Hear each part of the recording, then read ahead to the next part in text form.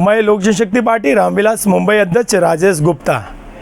बिहार वासियों के लिए मैं एक बहुत बड़ी बात कहने जा रहा हूँ। बिहार में हमारे राष्ट्रीय अध्यक्ष आदरणीय चिराग पासवान जी को जो प्यार सम्मान बिहार की जनता दे रही है, ऐसा प्यार सम्मान एक समय पहले पद्म भूषण स्वर्गीय रामविलास पासवान जी का था। ऐसे जननायक को मैं नमन करता हूँ। बिहार में जो बिहार की बात करेगा वही बिहार पे राज करेगा। अब की बार 2025 में आदरणीय हमारे नेता चिराग पासवान जी का सरकार नहीं बनेगा तो और किसका बनेगा।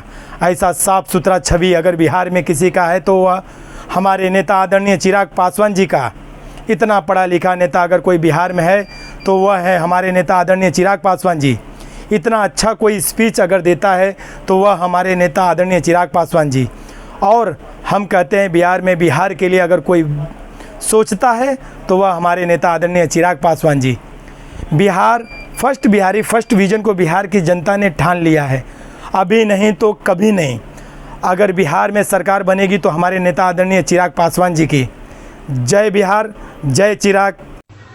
मैंने जब चिराग का नाम रखा था चिराग और घर का नाम रखा था दीपक, तो मैंने बहुत सोच समझ के रखा था। और आज हमें इस बात का खुशी है कि चिराग न सिर्फ मेरा चिराग है बल्कि पूरे देश और ये दुनिया का चिराग बन गया है। हर बाप की हार्दिक शुभकामना होती है कि उसका बेटा, उसका संतान उससे आगे बढ़े। मेरा चिराग आगे बढ़ रहा है, हमें इस बात का खुशी है। चिराग जो है सबसे उच्चतम जगह पर पहुँचे, शिखर पर पहुँचे और देश और दुनिया में अपना और देश का नाम रोशन करे, यही मेरी शुभकामना है।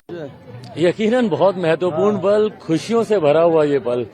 दशकों से राम भक्तों ने जो सपना देखा था, आज वो सपना पूरा होने जा रहा है। यकीनन जहां मैं हमारी न्याय प्रणाली को इसका श्रेय दूंगा, वहीं इस इच्छा शक्ति के लिए हमारे प्रधानमंत्री आदरणीय नरेंद्र मोदी जी को भी ढेर सारी बधाई शुभकामनाएं दूंगा। इन्हीं प्रधानमंत्री में वो इच्छा शक्ति थी कि इतने रिकॉर्ड समय में इन्होंने इतना खूबसूरत भव्य राम मंदिर का निर्माण यहां पर कराया।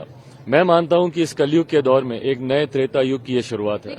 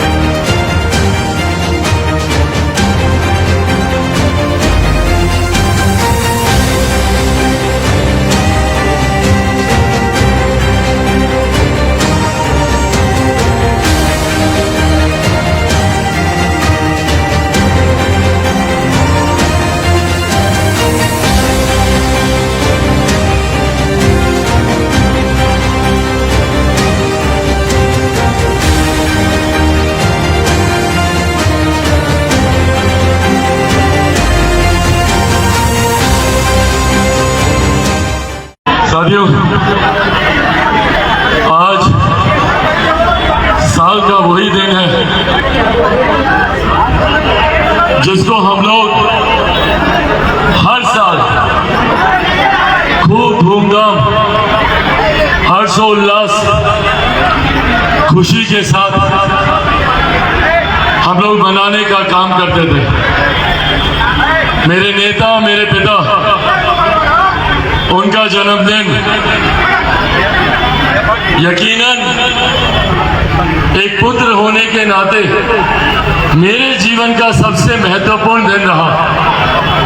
पर मैं इस बात को भी पूर्ण विश्वास के साथ कह सकता हूं कि मेरे नेता को आप सब ने अपना पिता, अपना भाई, अपना साथी माना।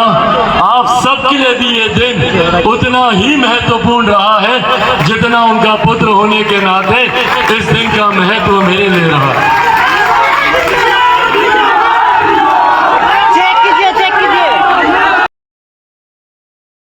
आज 17वीं लोकसभा के आखिरी दिन सदन में बैठे हुए तमाम पिछले 5 साल की यादें वापस से जहन में कौंध गईं।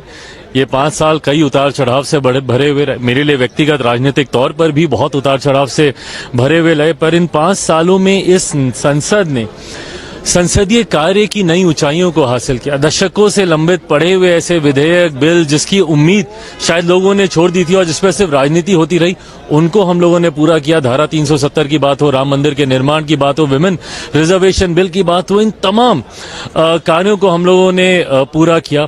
हम उन सौभाग्यशाली सांसदों में से हैं जो कि कड़ी बन पाए इतिहास और भविष्य के बीच की।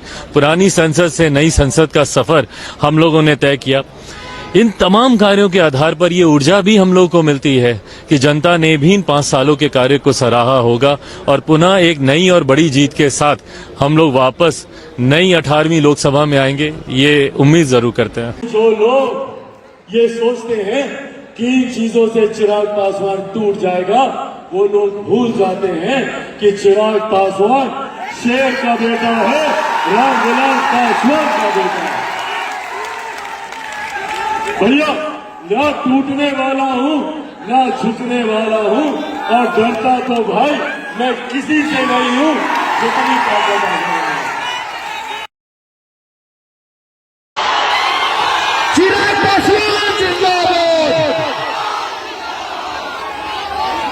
डॉक्टर प्रकाश चंद्र